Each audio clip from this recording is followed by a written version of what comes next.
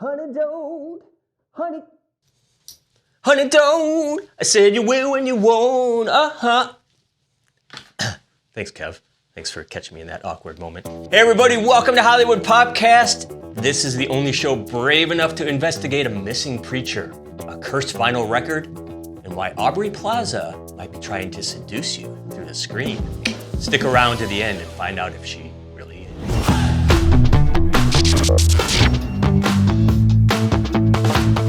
All right, well, today we're talking about Honey Don't, the new Ethan Coen film that's shaping up to be exactly what we didn't even know we needed. A return to characters who make you go, who the hell are these people and why do I love them so much? Any film where someone says, what in the hanky-panky is going on here? I'm in. That's right, and that's producer Kevin over there, already quoting the film, we think. And I'm Josh, and this is Hollywood PopCast, the show that uncovers who's who in today's hottest films and TV shows. Or in other words, where the do I know that actor from? Be sure to like and subscribe so you never miss hearing us when we're Wow, Kevin is fast in that bleep button, aren't you, man? That's right. Just being an old dude who doesn't know how to censor himself. Ethan and Joel Coen are the twisted, brilliant minds behind some of the most quotable, genre-busting, and oddly philosophical movies of the last 30 years. Fargo, The Big Lebowski, Oh Brother, Where Art Thou?, Raising Arizona, No Country for Old Men. The list goes on and on and on like a road trip with John Goodman and the Dude. Loud, confusing, and somehow spiritually enlightening. Your wheel. 15 mph, I'll roll out. I double back to grab one of them and beat it out of them. Easy. Lucy! Pulling out of your naked, did you? 15, dude. Honey Don't is just Ethan Coen's baby this time. A dark comedy about a down-on-her-luck beauty queen turned small-town private detective who delves into a series of strange deaths tied to a mysterious church. Yep. A dark comedy meets noir mystery, dripping with Southern Gothic sweat and Coen-esque flair. Oh, I'd watch that even if it was totes a Tide commercial. Ha! I would too. A star like Chris Evans is the big name leading this cast. You, of course, know him as Captain America. But let's take a look at some of the other talents who make this film weird and wonderful. Margaret Qualley plays Honey O'Donoghue, the former pageant queen turned gumshoe. You, of course, know her from The Substance and Poor Things, and you probably also know her from The Leftovers, playing Joe Garvey. She was in Once Upon a Time in Hollywood, playing Pussycat in Tarantino's Ensemble. Obviously, I'm not too young for you. But obviously you are too old for me. What I'm too old to do is go to jail for poontang. The Netflix series Made as Alex Russell, a role that earned her an Emmy nomination, congratulations, and in 2024's Drive Away Dolls. That was Ethan Coen's previous queer caper, and this is the follow-up to that.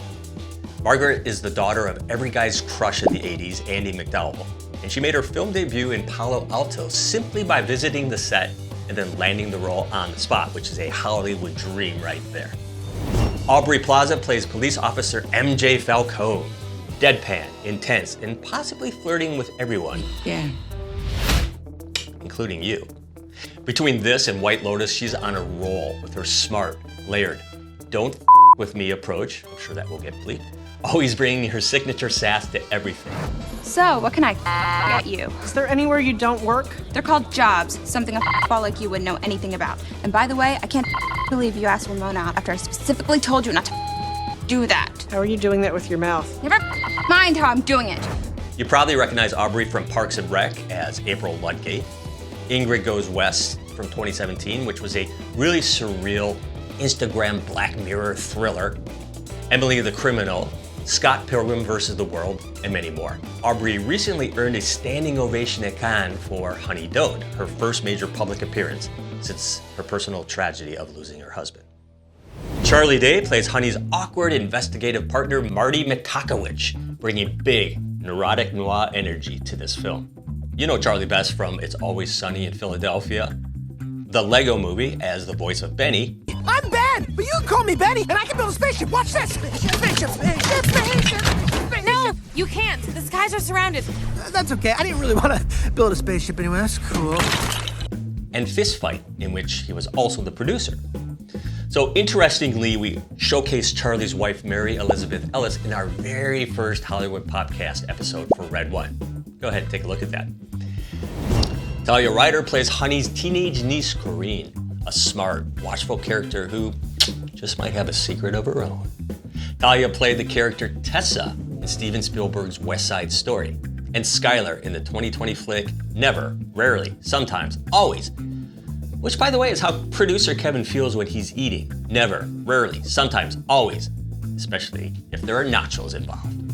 I eat, therefore I am. Now pass the chips before I start questioning my entire existence again. All right, so with a cool name like Gabby Beans, you can expect lots of quirkiness as Spider, Honey's assistant. Previously, Gabby played Private Jenna Burton in House of Cards, and Monique in the 2022 film The Harbinger. Also in 2022, she was nominated for a Tony for Best Performance by an Actress in a Leading Role in the Broadway revival of Skin of Our Teeth. Lera Abova plays Cher, a mysterious French woman representing the interests of a covert drug ring connected to the French mafia. Man, I would watch it just for that. That sounds super interesting. Lera played Maud in the Luke Evans, Cillian Murphy, Helen Mirren film, Anna, and Kira in Extraterritorial. So this is a cool fact. Lera was born Valeria Smirnova in Siberia, Russia, in a, quote, village so small they don't even have it on a map, as she likes to say. She began her career as a model, started using her stage name, and moved into acting. This is a large ensemble cast which also features Billy on the Street, Eichner. Who's your favorite actor or actress? Oh, I like Brad Pitt. Yeah, I think he's fine. Seems like a good guy. I've never been that thrilled by his acting, but seems like a well-intentioned person. Great ass. It was great in Troy. You're disgusting. Plus Kristen Connolly, who played Dana in The Cabin in the Woods. Yeah, I don't think so. And I'm gonna get this one wrong, speaking of names.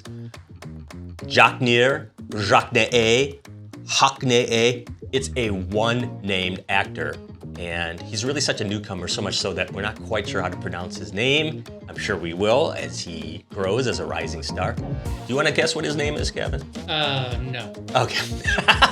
He performed in his native Puerto Rico as a singer and dancer, and he most recently starred in the Broadway national tour debut of Charlie and the Chocolate Factory in the role of Mike TV. It's one of my favorite movies of all time. So let's watch this one-name actor's star rise to the stratosphere, and let's learn his name. I think I might just go by one name from now on myself. Oh, Kevin? No. Neo, because I too believe I am the one. Mostly the one who ate the last donut with the nachos. I wish I was special, but I'm not creep. Here's a special fun call out. Look for Patrick Swayze's brother, Don Swayze, as Gary in The Piano Bar.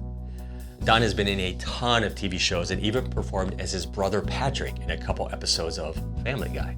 Nobody puts baby in a corner. I do, because I'm her father and she's 16. What are you, like 38? 41. Okay, that's our breakdown of Who's Who and Honey Don't, a cool ensemble cast and perhaps several breakout stars with endlessly quotable lines. Oh, and so what's the answer? Is Aubrey Plaza flirting with you? Well, whether you're a man or a woman, our answer is yeah. And I don't know about you, but I'd love to be flirted with by Aubrey Plaza. Hey, thanks for watching. We'll see you next time.